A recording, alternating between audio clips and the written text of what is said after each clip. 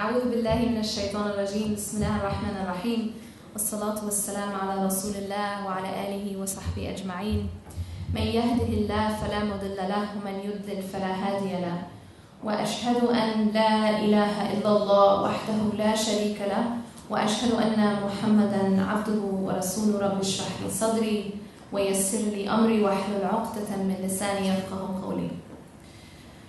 When talking about the subject of dunya, I think it's important for us to understand the nature of dunya.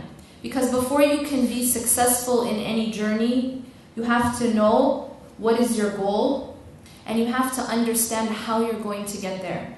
In order to be successful in this journey of crossing dunya, we have to know what is dunya.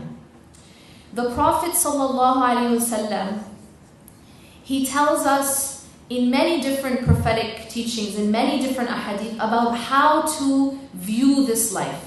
In one of them he says, be in this life like a stranger, كَأَنَّكَ غَرِيب, as if you are a stranger or a traveler, a wayfarer. I want us to think about this advice for a moment. It seems very simple and short.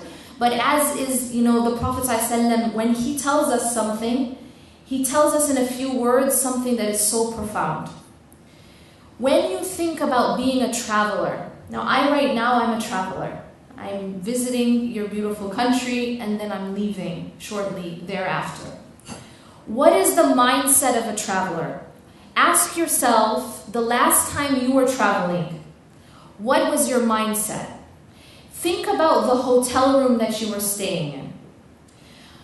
My question to you is, when you go and you stay at a hotel, when you're traveling, how many of you go into the hotel, look around, and say, okay, now I want to start decorating this room. Now I'm going to go to the store and I'm going to spend all this money so that I can decorate my room. And then we go to the bedspread and we say, oh my, this bedspread, it is the wrong color. And we go and we throw it out and we go to get a new bedspread. No one does this. Why? Why don't we act this way when we're staying at a hotel room? The reason is very simple. The reason is we know that we're only staying there for a short time and then we're leaving. How many of you become really attached to your hotel bed? Like, you just don't want to let it go. There's a chair in the room and you just become in love with the chair and you don't want to let it go. Nobody does that. Again, it is just a temporary place and then you're leaving. You don't invest a lot of money in furnishing your hotel room, correct? You don't become obsessed or attached to the furniture in your hotel room. The reason is that you know that you're leaving. Similarly, if your hotel bed isn't the most comfortable, it's just not the best bed in the world, which typically they aren't. It's not the most comfortable. Your pillow, it's not that comfortable. How many of you make a big deal out of that? It's okay. Why is it okay? Why is it okay to be a little bit uncomfortable in a hotel room? Because you know that you're staying there for a short time and then you're leaving. There is a natural sense of detachment when you are a traveler. Because you're like, it's okay, I can handle it for a few days, it's not that big of a deal, I'm leaving. Now, how does this apply to this life?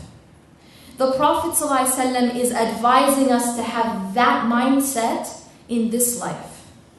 That I'm only in this place for a short time and then I'm leaving.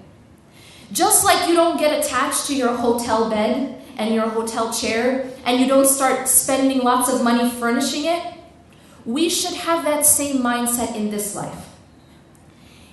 It does not mean that we can't have nice things. It does not mean that we can't furnish those, rooms that we have, or that we have things which are comfort. However, there is a big difference between having things that you own and letting those things own you. So when we have things of dunya, Allah subhanahu wa ta'ala, He covers us with gifts. We all are drowning in gifts of Allah subhanahu wa ta'ala. He gives us money, He gives us health, He gives us status, He gives us beauty, He gives us youth, He gives us our families, our children, our spouses. But the problem is that when Allah gives us a gift, we should appreciate those gifts and we should show gratitude for those gifts. But here's where the problem comes along. When we start to love the gift more than we love the giver. When we start to love the gift more than we love the giver. When we start to become dependent on the gift and we forget about the giver. How do we do that? For example, Allah gives us money. We know that Allah gives us money and all of the provision that we have because it's one of His attributes. 𝐁𝐎𝐿. 𝐿 is the provider. But here's the problem. When He gives us money, we start to love the money more than we love the giver of the money. We start to depend on the money more than the giver of the money. How does this show in our life? Well, so long as we have the money, we feel safe. So long as my bank account is fat and heavy and full, I feel safe. I feel like I'm okay. But the moment that I lose money, now all of a sudden I don't feel safe anymore. What was I depending on? Am I depending on my bank account? Do I think that the money comes from my job? Do I think that the money comes from my boss? Or do I know that the money comes from the provider?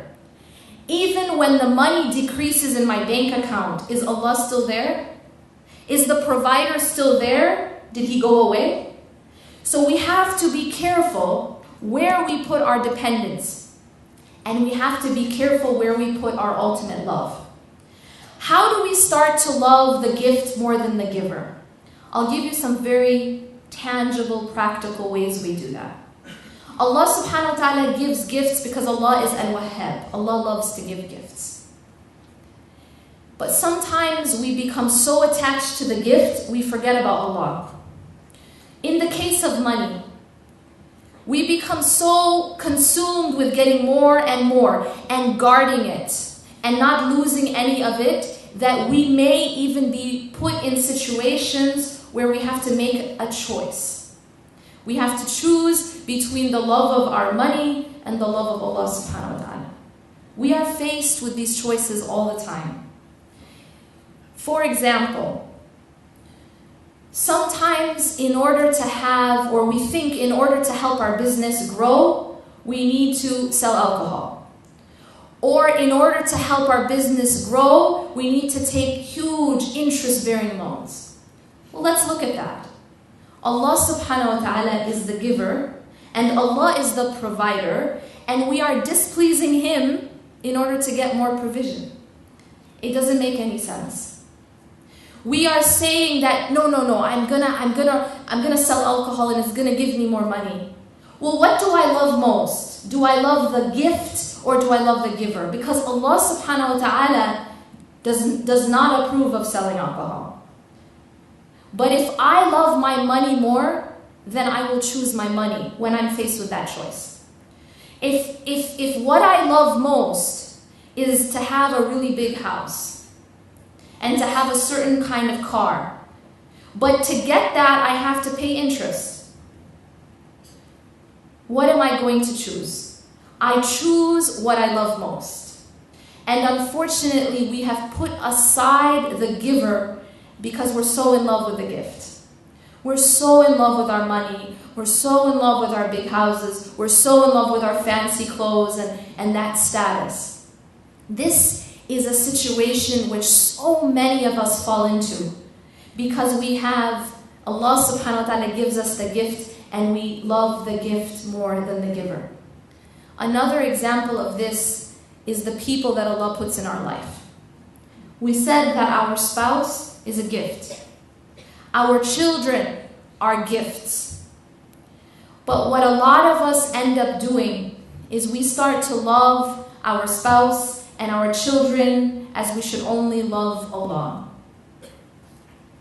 But nobody says that, right? No one's going to say, yeah, raise their hand and say, actually over here, I love my spouse more than Allah, or I love my children more than Allah.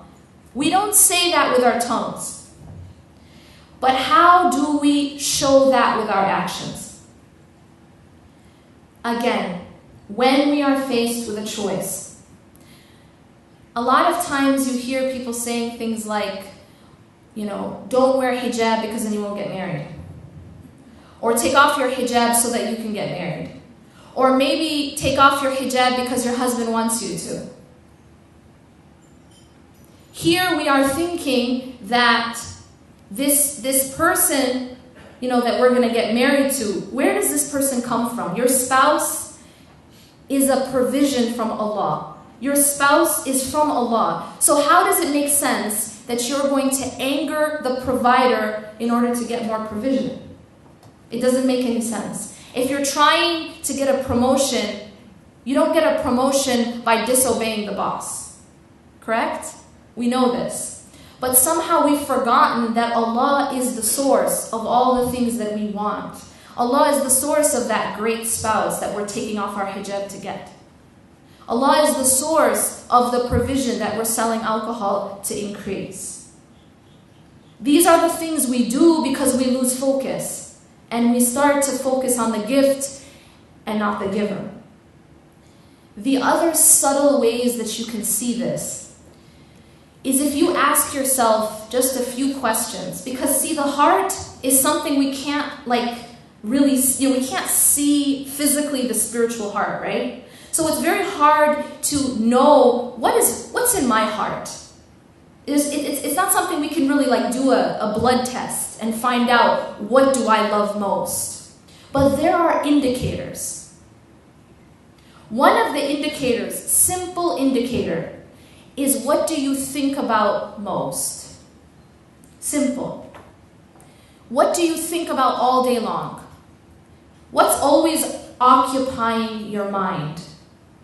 There is a direct relationship between the heart, between your love and your mind, your thoughts. So your thoughts are going to be a reflection of what you love most. What consumes you here, consumes you here. So you can ask yourself, and everyone is aware, what do you think about most? What are you spending your entire day worrying about? What is it related to? What do you think about while you're praying? Because, most of the time it's not Allah subhanahu wa ta'ala. We're praying to Him, but our heart is thinking about everything else. Our heart is thinking about our children or our husband or whatever's in the oven or, where we have to go, what we're going to wear, what's on TV, what that person said about me, what that person did to me. That's what we're thinking about. Ask yourself, what is it that makes you most angry? What is it that makes you most sad? And look at your fear, because fear is an indicator of ultimate love. The thing that you're most afraid of, the thing that you're most afraid of losing. We have things in our life that we are terrified of losing. And actually just the thought of losing it can cause a physical reaction, like our heart will start pounding, we might start sweating, you might even get into a panic at the thought of losing that thing. You need to look at that. Every individual needs to look at their own heart and look at what is it really that I love most. And most of the time we will find that when we answer these questions, what am I thinking about all day? What's the first thing on my mind when I wake up in the morning? What keeps me up at night so I can't sleep? What keeps me from being able to eat? What's the last thing I think about before I sleep? What am I most afraid of? What makes me most angry? And you'll find that the answer to those questions has nothing to do with Allah subhanahu wa ta'ala. Typically, the answer to those questions are the gifts of Allah subhanahu wa ta'ala. So do you see what's happening here? What's supposed to be on our mind most? It's our Creator. What's supposed to be the first thing we think about when we wake up in the morning? La ilaha illallah. The first thing you're supposed to say when you get up. But it's not what's on our mind. What's supposed to be the thing that we're most afraid of losing? It isn't supposed to be our money or our spouse or our children. It's supposed to be Allah subhanahu wa ta'ala. So what have we done? We have taken these things, which were gifts, and we've put them in a place that only Allah should be. What's the result of doing that? Allah tells us in the Quran again and again, we hear about Jahannam. We know and we think about Jahannam as being something far away, right? Jahannam, hellfire. We think of it as being something far away. It's in the hereafter. Yeah, that torture and that torment is far away. But what we don't realize is that the torment and the torture of taking something other than Allah and loving it as you should only love Allah will torment you and torture you in this life before the next life.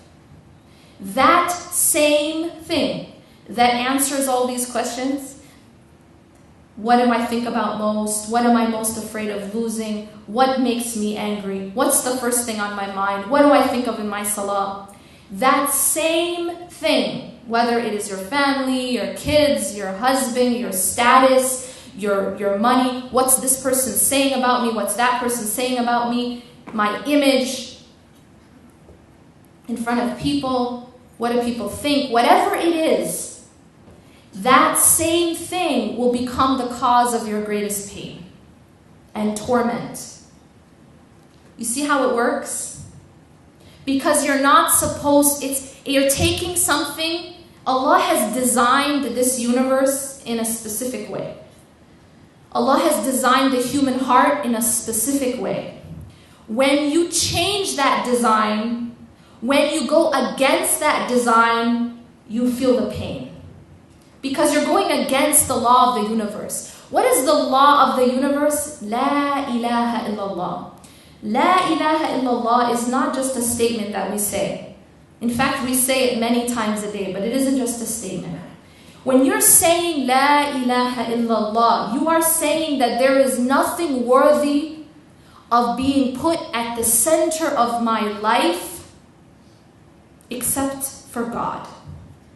There is nothing else worthy of being what occupies my mind all day long.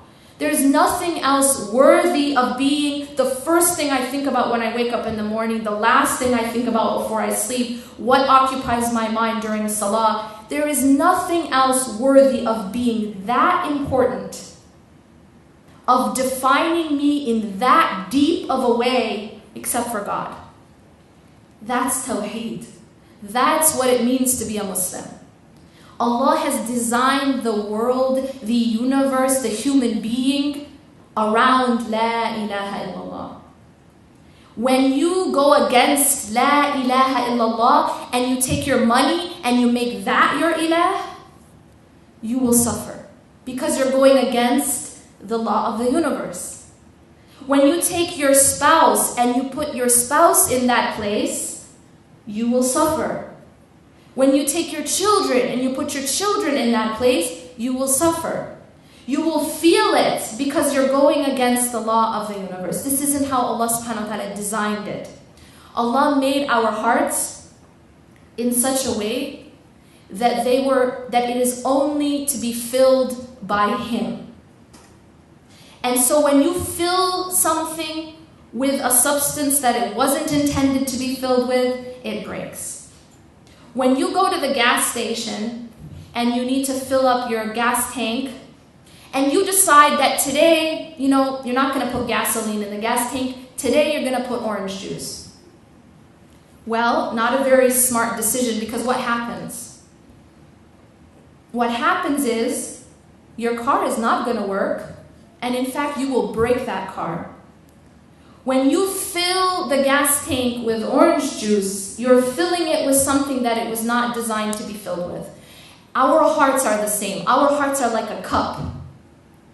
And you can fill that cup with whatever you choose. But if you choose to fill it with this life, if you choose to fill it with dunya, if you choose to fill it with money, if you choose to fill it with status, if you choose to fill it with what people think, then that cup will break. That heart will never feel at rest. That heart will not feel peace until it is filled with what it was designed to be filled with. And that is Allah subhanahu wa ta'ala, and the remembrance of Allah, not the remembrance of the creation.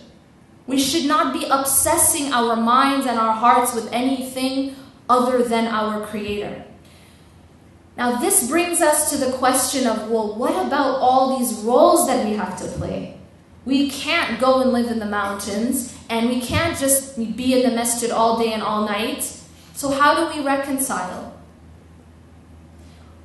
See, Islam is the religion of fitrah, the religion of our nature. Islam is a religion of the middle way. It does not tell us ever to take extremes. So when we talk about filling the heart with Allah and nothing else, it does not mean that you don't get married and have children and have jobs and get involved and enjoy yourself. No, that's not what it means. It means that when you do have those things, they are in your hand and not in your heart. And there is a very, very deep difference between what you hold in your hand and what you hold in your heart. Because what you hold in your hand is something that you love and something that you enjoy, whether it is money or it is your husband or your wife or your children. But it does not become the center of your existence. It will not be what you think about all day. It will not be the first thing on your mind, the last thing on your mind, what makes you cry, what makes you happy, what makes you sad. No, that is for what's in your heart. So you understand here that what we have and we hold in our hand is something that we love, but something that we can ultimately live without. It means that when it is taken away from us, we don't crumble and die. We don't become so devastated that we can't find a purpose to continue to live. Lots of people have money, but they don't always hold it in the same place. Some people, we know there were companions who were rich, but they held their money in their hand and not in their heart. What does that mean? What does that look like? It means that if it is taken away, it isn't the end of that person's life. It doesn't devastate. There is a beautiful example of this. Abu Hanifa, radiallahu anhu, one of the great scholars, he also had property, business, he had wealth. And while he was teaching one time, some people came to him and told him, your ships have sunk. So a portion of his wealth was presumably gone, lost. So what he did, rahmatullah alayh, is he paused. He was teaching, he paused, and then he said, Alhamdulillah, and then he continued teaching. A little while later, they came back to him and said, actually, we made a mistake. It wasn't your ships that sunk. So again, he paused. He said, Alhamdulillah, and then he continued teaching. So later on, when he was asked what that was about, he said that when first you told me that I lost my ships, I paused and I examined my heart, and I found it unmoved. And so I said, Alhamdulillah, that my heart was unmoved by that. And then the second time when you told me that I had not lost my ships, again I paused and I examined my heart and I found it unmoved. So I said, Alhamdulillah, that my heart was unmoved. You understand here, he has the money, but if that money comes or that money goes, that's not what controls him inside. He is not controlled inside except by Allah subhanahu wa ta'ala. Similarly, we interact with people, right? No one is going to tell you that you should go hide out and never see people. We get married, this is the sunnah of the Prophet ﷺ. We have children, we have families, we have parents. We must interact. But what happens when the people are happy with you and they're praising you? How does that affect your heart? And then the next day they don't like you anymore. They're not pleased with you anymore. Now they're criticizing you. Now they don't love you anymore. I'm sorry, I don't love you anymore. I think I'm going to leave now. What happens to you? If that person was in your heart and that person controlled you inside, then when they don't like you anymore or they're criticizing you, it breaks you inside. But if those people, yes, you love them, but your heart is for Allah. Your heart is not moved by the movement of the creation.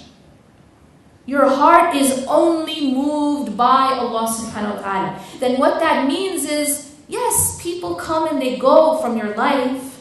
People are going to be happy with you sometimes. Sometimes they're not going to be. Sometimes they're going to love you and sometimes they're going to hate you.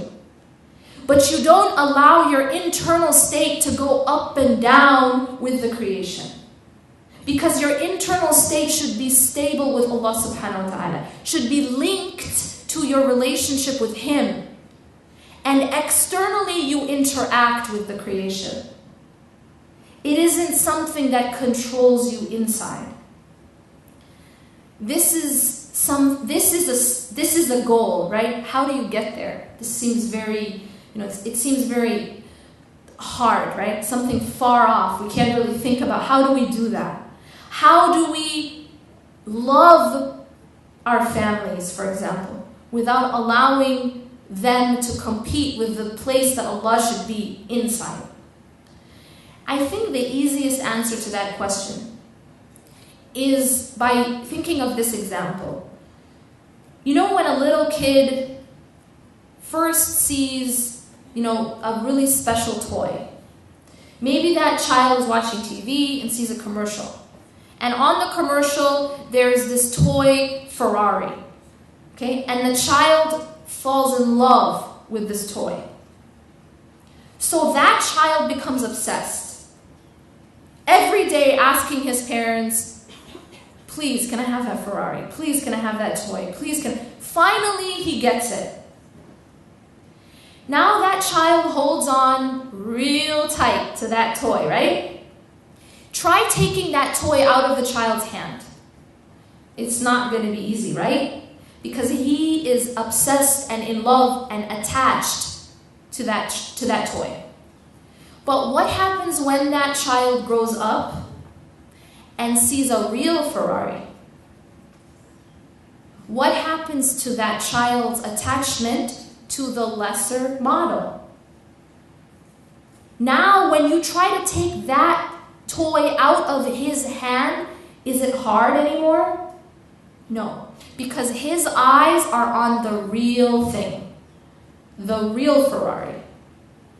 What does that have to do with us? The reason we become so attached to this life is because we don't see anything better. We don't really see the better life. So we don't have anything better to compare it to. All we think about is dunya. All we talk about is dunya. All we compete for is dunya. It's only about how much do I have, how much do they have? What are they wearing, what am I wearing? What are they saying, what am I saying? Where am I invited, who didn't invite me? Whatever it is. Who has more status, who has less status?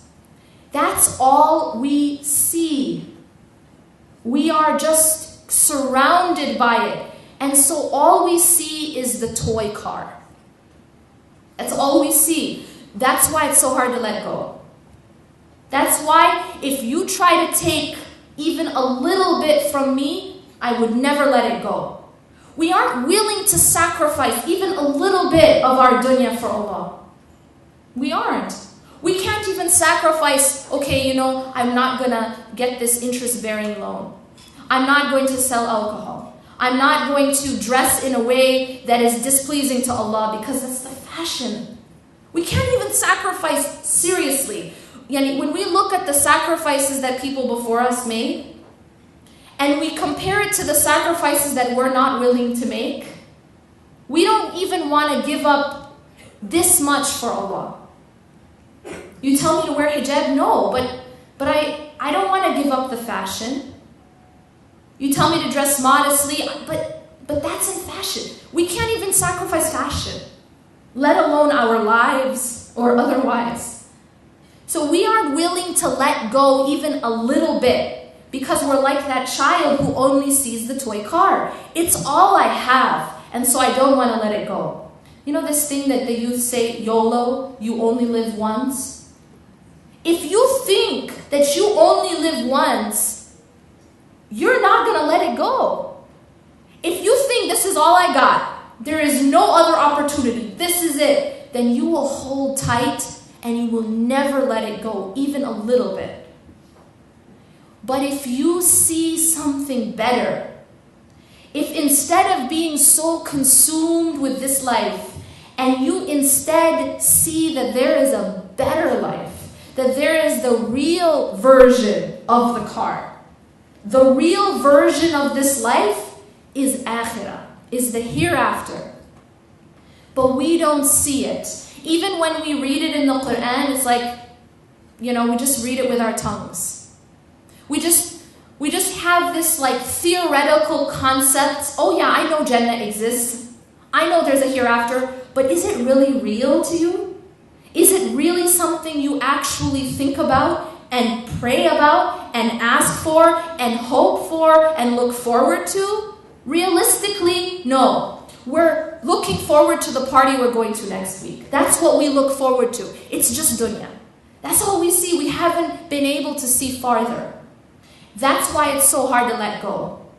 But believe me, when you are given a choice between something better and something lesser, it's a non-choice. It's obvious. We're going to choose what is better. And Allah tells us in the Quran, بَلْ تُؤْثِرُونَ الْحَيَاةَ الدُّنْيَا وَالْآخِرَةُ خَيْرٌ وَأَبْقَى. Do you prefer the life of this world when the hereafter is greater and more lasting? خَيْرٌ وَأَبْقَى. What is it that makes us so sad about this life? There's two things that make us really sad about this life, that disappoint us. First is that it isn't perfect. We want things to be perfect. It's in our nature. And we become very disappointed when things are not perfect. We want our children to be perfect. We want our husband to be perfect. We want our wife to be perfect. We want our job to be perfect. We want our figure to be perfect. We want everything to be perfect, right? And we get disappointed when it isn't. Khayrun. Allah is saying that the hereafter, that Jannah is greater because it's actually perfect. It's none of this, one thing goes right in your life, but something else is falling apart. It's none of that. There is no sadness and there is no fear in Jannah. There is sadness and fear in this life, right? There is definitely sadness and fear in this life, but the hereafter doesn't have any of that. And second thing that makes us sad is that nothing lasts. No matter how beautiful you are, no matter how thin and how nice your skin is, 20 years later, you don't look the same. And you can Throw all the money in the world into plastic surgery, but it isn't going to make you live forever. Is it right? And it doesn't matter if you're an atheist or an agnostic or a Muslim, you can't deny that. And it's very difficult for people to accept that. That's why we have so many products out there. You know, all the creams and all the Botox and the plastic surgery. What's that about? We're trying to make a Jannah in this life. We're trying to make this life last forever. But it's impossible. And that hurts us in a very deep place. To think that everything is passing away. It hurts us. But that's because we only see this life. We don't see that there is a life where nothing passes away. That you don't get old. You don't get tired. You don't cry. You don't bleed. You don't get scared. You don't have to worry about anxiety and all these things that plague us. So why are we so caught up in this life? بَلْ تُؤْثِرُونَ الْحَيَاةَ الدُّنْيَا وَالْآخِرَةُ خَيْرٌ وَأَبْقَى. Allah is asking us this question. Why do we prefer this life? He's saying, you prefer this life. I mean, it's a question, and it's a ridiculous thing that we do. We are preferring the toy Ferrari to the real Ferrari. That's what we are doing. But the reason we do that is because we're like that child who hasn't seen the real car yet. Our hearts really haven't seen Akhirah. We haven't really experienced and focused on the hereafter enough. And when you do that, through your remembrance of Allah, through your relationship with His book, with the Quran, when you start to do that, you will find naturally that this life doesn't become as important anymore. It becomes like the hotel room. It becomes like the hotel room because you know you're leaving and everything is in perspective. The reason you don't get attached to your hotel bed is because you have perspective. You know, I'm only here for 3 days and I'm leaving. But if you thought that you were staying in that hotel room forever, you would act very different. Right? How do we act with our houses versus the hotel room? Because in our mind, this house is permanent, right? So we want to decorate it, and we get very attached to it, etc., etc. Our mindset is that we're staying here. But if we gained perspective, proper perspective, and we saw this life as temporary, and we saw this life like the hotel room, and we saw this life like the toy car, then it would be much easier to not be so obsessed with it. And now all of a sudden our concerns will change. Oh, you know what this person said about you? It's not the end of the world. You know what this person's doing, or who invited you, who didn't, who called you, who didn't, you know, whether or not, how you appear in front of people, your image, it doesn't become as important anymore because you see something more important. You see something better. You see the real car. Similarly, when all we see is the creation, all we see is the creation, then the creation becomes the most important thing to us. And the reason is we haven't really seen the Creator. And of course, I'm not talking about seeing Allah with our physical eyes, because that's for Akhirah, inshallah. But we can see Allah with our hearts. Seeing Allah with our hearts means that we focus on Him, and our heart is full of the remembrance of Allah, as if we can see Him. Isn't that what the Prophet ﷺ said?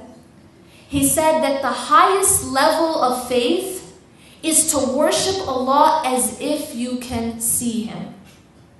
That's ihsan. That's the highest level. And if you can't, know that He sees you. If we could see the real car, if we could see Allah subhanahu wa ta'ala, we wouldn't be so caught up in the creation. You know what that means?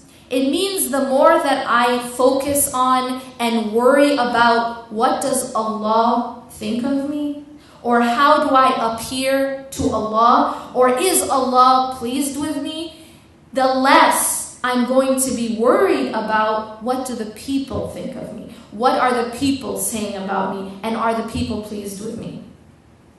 It's just natural because you're looking at something better. You're more concerned with something better. I'm going to end actually with a reflection about one of the ayat that was recited, mashallah, so beautifully, from Surah Al-Hadid, in which Allah subhanahu wa ta'ala is telling us, He's describing this life to us. اعلموا أنما الحياة الدنيا لعب ولهو وزينة وتفاخر بينكم وتكاثر في الأموال والأولاد. Allah is telling us, He's describing this life to us, and He begins by saying اعلموا, meaning know. It's a command to know. Don't just think, don't just suspect, know, it's a fact. That the life of this world is la'ib. First description He gives is that the life of this world is play. And it's interesting because when you study the life cycle or the lifeline of a human being, and you think about when a human being first enters this life, what is their world revolving around?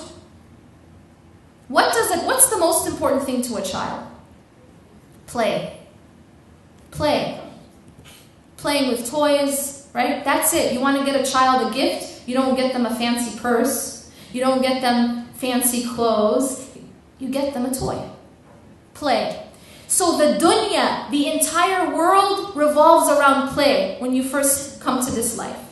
La'ib. Then the ayah goes on to say, وَلَهُ. Lahu is entertainment. Lahu is this, basically keeping yourself, amusement. You know when a child grows up a little bit, middle school or so, what's it all about? Entertain me. Their favorite thing to say at that age is, I'm bored, right? It's like they need constant entertainment, constant stimulation. Like, entertain me, I'm bored. Unfortunately, we sometimes don't grow out of that, but at that point, that's all it's about. Video games, movies, it's like they constantly just want amusement and entertainment. So dunya is about entertainment and amusement. And then we get up and we grow a little bit, we enter into high school. High school now is that time when it's not about playing with toys anymore. It's not so much about video games anymore, although some people also never grow out of that. It's more about how you look. How you look becomes of utmost importance, right? Your image. This is when you are like taking 2 hours to get ready in the morning, right? Allah says, لَعِبٌ وَلَهْوٌ وَزِينَةٌ. Zina is adornment. Adornment.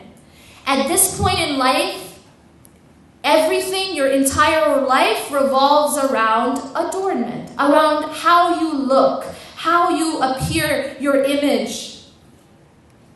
And then you grow up a little bit, and you graduate, or now you're starting to look for colleges and programs, and now you're trying to prove yourself. وَتَفَاخُرٌ بَيْنَكُمْ. تَفَاخُرٌ بَيْنَكُمْ is that showing off, that boasting. Now it's not so much about playing with toys or video games or what you're wearing, but now it's about, well, what college did you get into? Oh, well, I got in this college. What program are you? How much, or what job did you get? So now everybody's trying to prove themselves, and everyone's trying to compete, and everyone's trying to show off. Boasting. وَتَفَاخُرٌ بَيْنَكُمْ. And then you get older and you settle down, and now it's not necessarily about play, video games, what's your adornment, although some people also don't grow out of that. But now it's about competition. وَتَكَاثُرٌ فِي الْأَمْوَالِ وَالْأَوْلَادِ. Now it's about collecting money and children. تكاثر في الأموال والأولاد is that, you know, that mutual competition in now, oh, did you see her house? Or did you see her car and my car versus, well, what's her kid? How much did your cousin pay for their wedding? And how much are we gonna pay? How much did their wedding cost? Oh, but now they spent 100,000. We have to spend 120,000. This type of thing. It's this competition now about money and about our children. وَتَكَاثُرٌ فِي الْأَمْوَالِ وَالْأَوْلَادِ. Now Allah here, He spells it out for us. These are all the things that you get caught up in at different stages of your life. But all of that, كَمَثَلِ غَيْثٍ أَعْجَبَ الْكُفَّارِ. It's like a garden that makes the farmer really happy. كَمَثَلِ غَيْثٍ أَعْجَبَ الْكُفَّارِ نَبَاتُهُ. So that now the farmer is really pleased with the, what they have, their harvest, the plants. ثُمَّ يَهِيجُ فَتَرَاهُ مُصْفَرًا. And then Allah describes what happens. So the farmer's really happy with their harvest and their plants, but then what happens to the plants? يَهِيجُ فَتَرَاهُ مُصْفَرًا. It starts to crumble, it starts to dry up, and it becomes yellow. See this like rose? Is this even real? It's real, right? It's really beautiful, right? But what happens after 2 weeks? The most beautiful rose in the world, after 2 weeks, it becomes brown and it starts to crumble. This is a sign. And Allah tells us that the life of this world is just like that. فَتَرَاهُ مُصْفَرًا. You find it becoming yellow, brown, مُصْفَرًا. ثُمَّ يَكُونُ حُطَامًا. And then it just becomes debris. Like you could take that rose that used to look like this, and now you can actually crumble it in your hand, and it becomes nothing. And it would just blow away in the wind. After all of that, what's left over? وَفِي الْآخِرَةِ عَذَابٌ شَدِيدٌ وَمَغْفِرَةٌ مِّنَ اللَّهِ وَرِضْوَانٌ. After all of this stuff that we get so caught up in, just passes away, it crumbles, it becomes brown, and it crumbles. What's left? One of two things. The punishment of Allah or His forgiveness and His pleasure. That's it. That's all that really remains. مَغْفِرَةٌ مِّنَ اللَّهِ وَرِضْوَانٌ. So either the adhab, the punishment of Allah, and we ask Allah to protect us from that. Ameen. Or the forgiveness and the pleasure of Allah. وَمَا الْحَيَاةُ الدُّنْيَا إِلَّا مَتَاعُ الْغُرُورِ. And what is the life of this world except mata'? It's just chattel of deception. Subhanallah, very, very profound. We need to reflect on these things. Allah has just in this ayah summarized everything we run after. Everything we run after our entire life. But all of it is all passing away. Just like the farmer who likes the plants for a while and then it passes away. What really remains is whether Allah is pleased with you or displeased with you. أقول قولي هذا واستغفر الله لي ولكم إنه غفور رحيم. سبحانك الله وبحمدك نشهد أن لا إله إلا أنت نستغفرك ونتوب إليك والسلام عليكم ورحمة الله وبركاته.